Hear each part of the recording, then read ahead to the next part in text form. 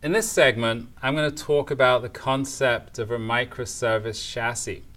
If you think about what has to be done at the start of a project, a big part of kind of getting started is taking care of what you could call cross-cutting concerns.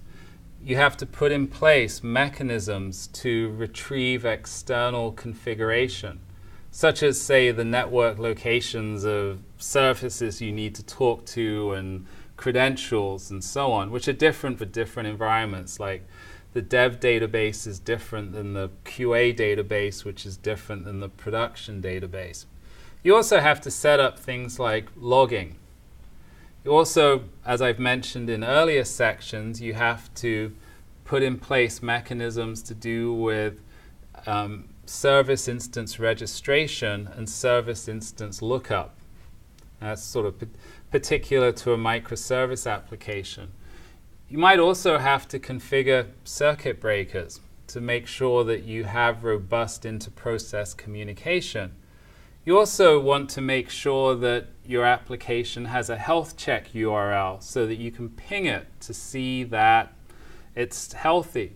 You might also want to gather metrics. Like a common library to use is CodaHell metrics. And you need a mechanism to report those metrics to a collection service. And so it goes on. So there's for any given application, there's all these mechanisms that you have to put in place. And it's not uncommon to spend a week at the start of a project or more actually setting all of this stuff up.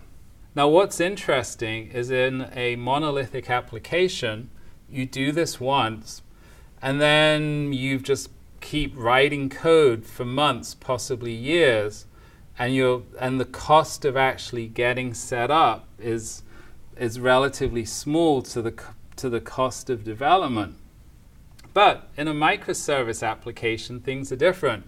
You need to do this once for each microservice that you're developing, and which means that you're doing it over and over again, and which could make it prohibitively expensive if you're having to spend a significant amount of time setting everything up whenever you create a new microservice. And for this reason, what you actually need is a microservice chassis, which is a framework that basically takes care of all of this for you. Basically, you get all of this functionality out of the box so that you don't have to spend much time getting it set up. There's quite a few examples out there. So my favorite one actually is Spring Boot in conjunction with Spring Cloud.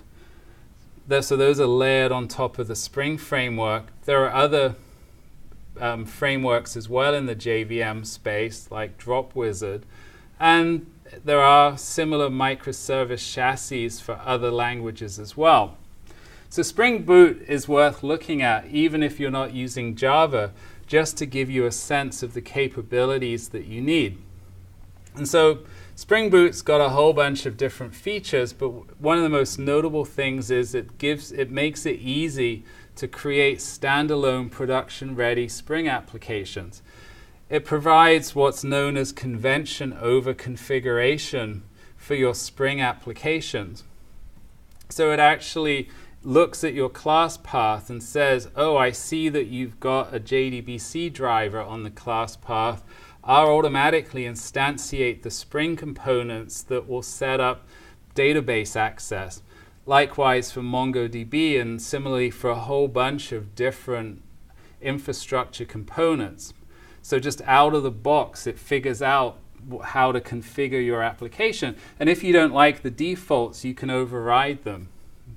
So if you're used to writing lots and lots of Spring configuration code, bean definitions, and so on, you'll find with Spring Boot that you can actually delete large swaths of that code. It also has some nice mechanisms for externalizing configuration. So you can specify configuration properties in a properties file on the command line as operating system environment variables, and there's rules for defining the precedents. So that actually works really, really well.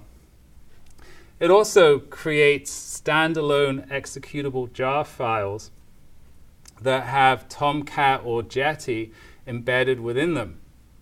So to actually deploy an application, you just take this jar file, run it on a server that's got Java installed. You don't actually have to install and configure Tomcat, for example. That's just baked into the jar file.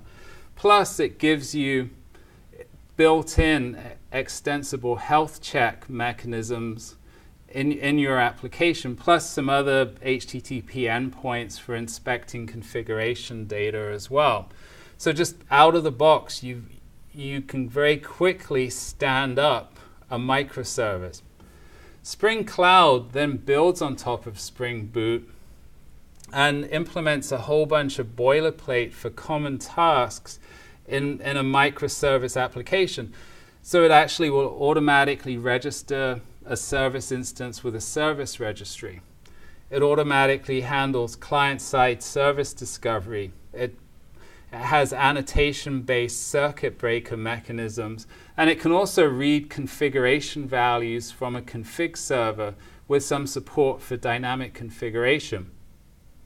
And it's got the architecture is it's got a service provider interface, and it's got various backends.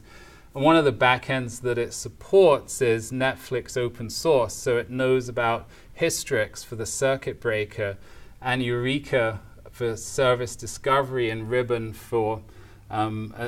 as well. So you just get all of this functionality out of the box, and you can get started very, very quickly with writing the actual business logic of your service.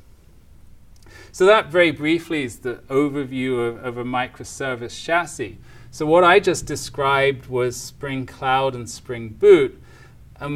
Whatever language framework you use, if you're building microservices, you really want to go find a microservice chassis framework that you can take advantage of.